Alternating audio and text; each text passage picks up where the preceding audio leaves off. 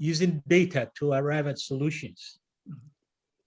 But one thing one finds out at home, particularly in Nigeria, is for some reason we are data averse. And without data, you cannot analyze and identify the critical few things that need to be resolved. Going by a Pareto principle, you can't just solve all the problems. If you analyze them, you rank them and find out which ones need to be addressed most. So, Doc, you've done some work in the field. How do we change the mentality of the average Nigerian to use data? You know, I tried doing something at home with food preservation. They say there's a lot of oranges, lots of mangoes, as you know, going to waste. How much is that? They just say a lot. You can't plan on do work with that kind of stuff. Yes. Please take that question not just from a Nigerian perspective, but also your experience from of course. I think it's some countries, but I must add to that some countries do a lot better on data than we do in Nigeria and West Africa sub-region. East Africa does a lot of data on these things. I think we can learn from ourselves. We can learn from ourselves. We can see what happens in East Africa, Kenya in particular, and some other countries that see the importance of data. But I think what it is, it's to have a policy, an attitude in governance that put data first, and you insist that what are these plans based on? I mean, every day we are designing projects and carrying out projects. So whichever the oversight system is, even if it's the House of Assembly, if it's whatever, they need to ask for the data. Where's the data? You're arriving at this figure, you're arriving at this budget. Where is the data? So when these sort of questions are asked all the time, and then of course you create an awareness. I mean, the common man doesn't have an issue with data. He wants to be known. He wants the government to know that they exist. He wants the government to know that he has crops. These are not just data about human beings, but about livestock, about production. So I think it's a policy issue, but then the questions for oversight of institutions and agencies must put all the time, what is this based on? I think from there we begin to create that awareness. Thank you. Okay, is there any other questions or observations for Dr. Zume, please unmute. Thank you very much. That question could almost be asked about everything that has been presented here tonight. It's almost when you start analyzing the many issues that we would have to overcome, and by we I mean as Africans, as African nations, as Nigerians, as the country of Nigeria. There are so many issues, and the question of mentality then stands tall, because when you talk with your colleagues back home, even people who at one point seemed to be or appeared to be reasonable in discussing with you on some of the issues facing the country, once they get an opportunity, they are called home to occupy an office, they automatically join the bandwagon there. And then the mentality that, oh, because you guys are in the United States, you guys are in Canada, you think you come and tell us how it is done here. No, this is how it's done in Nigeria. This is Nigeria. So then nothing filters through. And the frustration is, where do we start? Is it with our educational system, where we start grooming the younger ones? Where do we really start? But the real question I want to ask, I mean, that was just a thought. I was just thinking out loud, because it is frustrating that, we come up with this excellent, Dr. Som put together some very nice solutions, pieces of solutions there. But who is listening? who do you pass those ideas to that we run away with and begin to effect change at home? So the real question now is about this forum. I see that the sustainability series is what I see in the title. What is the end game here? What's the expected outcome of producing this series? I can see already that a lot of brilliant ideas are coming up. What is the target? What's the end target? That's what I want to ask. Okay, thank you very much. Before Kede, you speak, anyone that is interested in our series and attending our future events, please post your contact details so that we can invite you, your phone numbers and your email on the side chat or directly to me. We would invite you for. Kede, you were going to speak here. Well, I was, because I've listened patiently, and the last question really, I need to come in here because it's what we do. We've done it for over 1 year. I can tell you this, that to Joseph, actually, that our last event was about technology and the impact. And a young man from Nigeria told a very compelling story. And that story was very simple, was providing solutions for challenges. And to cut a long story short, they created the Co-Creation Hub in Lagos, Nigeria. And even when Mark Zuckerberg came to Nigeria, he didn't go to the state governor, he didn't go to the president. The first place he went to was that Co-Creation Hub. And by the way, that same Co-Creation Hub has now received at least, I think it's about £4 million to do further work within Nigeria. So I would disagree with people who will say that solutions are not being made. So I'm just saying, on our part, that's what we're private sector. We don't represent the government. We don't represent, we're private sector led. So what we do is bring folks like you and Prof and Dr. Huigbe and others to come and talk, and then we disseminate this information, and people come to us privately, because we're also a business, to do some applications for them based on what we do. So we are actually at the forefront of making changes. And I have to say that, by the way, I don't know if Tony Chijina is here. I think it will be important, before we round up, for him to share an insight of how the backward integration stuff that Dangote has done in Africa, how that is also a way of creating solutions. And finally, actually, I disagree with the fact that we don't have data in Nigeria. That's a misnomer, really.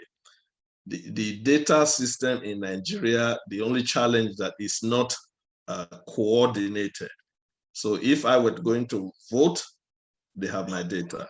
If I were going to obtain passport, they have my data. So we do have data, but we now need to possibly improve on the, having it together as a system that we can use. But I do agree that data collection is important. So I know we're fast spent on time, but I needed to just make that intervention. Hey, can I just say one thing also in support of what Kede was just mentioning? And I appreciate the fact that Joseph made that observation. So when we talk about the COVID-19 situation, for example, we had a series around mental health and the COVID, the genomics process of finding the cure to the vaccine for COVID. What was interesting in that session was the professors, the scientists were all from all over Africa, not just Nigeria. And it was also quite interesting that the second variant that has been discussed around the world was also discovered in Africa, in Nigeria.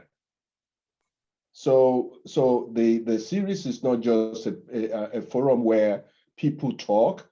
It's also a forum where we bring out the experts that normally you may not really know of. The story I just told you, you probably never knew of it.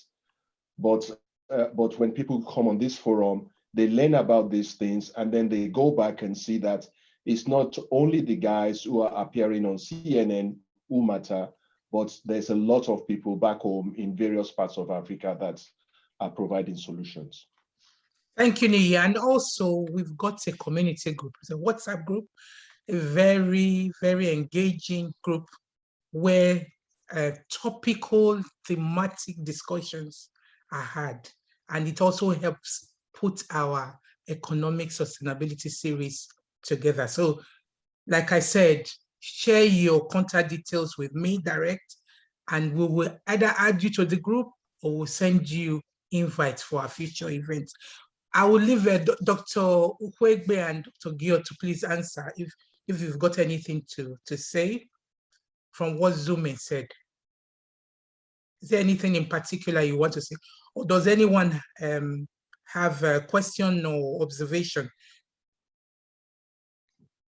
Okay, Joseph Ajayi, please unmute and. I want to just say thank you to both those people that contributed to the discussion. It's been very, very informative. And my observation is actually on this divergent growth paths, because I realized that from the analysis, the countries that have produces oil base seems to be doing quite badly, whereas the sub-Saharan countries and also non-resources of like those that don't produce oil seems to do better. So I was just wondering what is to do with the downturn of the oil price, or is actually what can such countries do to try and revive their GDP? Thank you. Dr. Gill, Dr. Ukwegbe, please, 1 minute each to respond. I'll let the doctor go first since I've spoken. Okay, Maybe Doctor. after him. Okay, Dr. Ukwegbe. Thank you very much for your generosity. I will not speak about the data issue. I think there's really no disagreement between the two sides of this coin. If the data is not properly organized, then it's not. That's why it's not available. So the problem is there. Yes, So we need to overcome the problem. But as far as the why the oil producing countries apparently do better than the oil producing countries I guess in Africa, we're not going to ask why they are doing better than Venezuela in Africa. My view is that probably what they call the oil or resource cost, you know, the notion that we are all in to grab our share from it, and nobody's really into development. Maybe that's one reason. But corruption in these oil producing countries, the oil revenue and the rest of it could be another reason as well. And finally, if we were processing our oil, we would be doing much, much better. Just imagine what Dangote is going to do from next year or so, you know, in terms of the output of processed petroleum. That would be phenomenal. Finally, let me say this, and it's an observation which really is my heart out. You know, we have in the post-colonial state, at least Nigeria in particular. I continue to use the word post-colonial, even though Professor Osaga has cautioned me against using it. But this post-colonial state provides almost no services to its citizens, almost none. education and healthcare are very poor, very, very poor. Roads are not built or maintained. But what really, really gets me angry is the fact that we don't really have, and this is something very affordable, we don't really have first responder services like emergency medical care, fire services, and those kind of things. We don't have them. Every time you see a video of a fire in Lagos or a fire, and this is Lagos, let's use Lagos, a big metropolis. Fire in Lagos, it is citizens themselves who will be trying to rescue people or carrying bucket to go and, you know, in some states, the fire truck gets there where they have a fire truck and says they don't have water. Or I've seen a state where the fire truck or the fire services actually are using domestic ladder, this kind of 12-foot ladder to see whether they can reach a 6-story building. I mean, it's just ridiculous.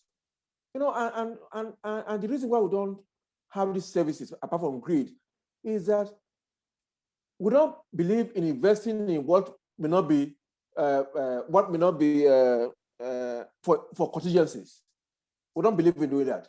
Nobody has money for maintenance budget. That's why National Assembly roof is leaking now. If there was maintenance budget in National Assembly that we don't eat, it's just there for maintenance, we'll deal with National Assembly roof problem even before it begins to leak. But now we have to run to Buhari and say, oh, please, we have an emergency in national army. How can that happen? So the same thing to government. The governor doesn't want to buy fire trucks because he says, well, fire trucks will not be needed. Let me do some other thing that people can see. But it's ridiculous. And it's really very painful as far as I'm concerned. I won't take any more time. Thank you. Thank you. I think what you just said, sorry, Dr. Gill. No, go on. Before, what you just said to encapsulate is we've got some issues around planning. Planning in terms of the oil that we have, planning in terms of corruption, planning in terms of processing, planning in terms of our post-colonial state, and in terms of our grid or whatever you call it, and in terms of investment. So I think the core is, are we planning to actually serve ourselves? Dr. Gill. Yes, sorry, Ajay, is that the who asked the question? Is it Ajay? Yes. Yes. So can you give me the context back again, because I don't want to go on a tangent. What you were talking about diversification. Yeah, that's right. Because you know, the divergent growth within the African countries. Yes. When you were giving your talk, I realized that the sub-Saharan African countries and also the non-oil producing countries are doing better than those that are relying on the, you know, the oil-based economy. So I was just wondering, you know, why is this? And also, is it because of the downturn in the oil price itself, or generally because of the management, or what are the areas that you think is affecting this divergence? Okay, now the fact is this, that the non-oil mineral countries are more diversified. So productivity is happening more, right? It's downstream. I mean, it's across sectors, because they're not all looking at oil to allocate and share. You know, we have this when the mineral concern, that's the Dutch disease, where you come, you get oil, everybody's waiting for allocation to share. But when the non-oil producing countries are going into they are going to different things, planting flowers, you know, making leather, doing this and that. So you have the economy diversified, and the productivity and GDP is high and it's more resilient. Now, that is not to say oil mineral countries cannot do very well. We've seen what is happening in Dubai and the rest of it. But the problem is, if you don't you allow a downstream investment that is for that sector to have the value chain actors, or bring that money and invest in other sectors so that productivity will be happening, then, you know, you have a problem. So if you don't manage that money, the finance coming from mineral resources well, as probably Dubai and the rest are doing. I mean, it's not as they're diversifying to exporting any other thing, because they are doing what they know best, but they're investing it properly. And then, of course, you know, so basically to answer your question is because of the diversification, productivity taking place in different sectors of the economy. So, you know, and that's why that situation is.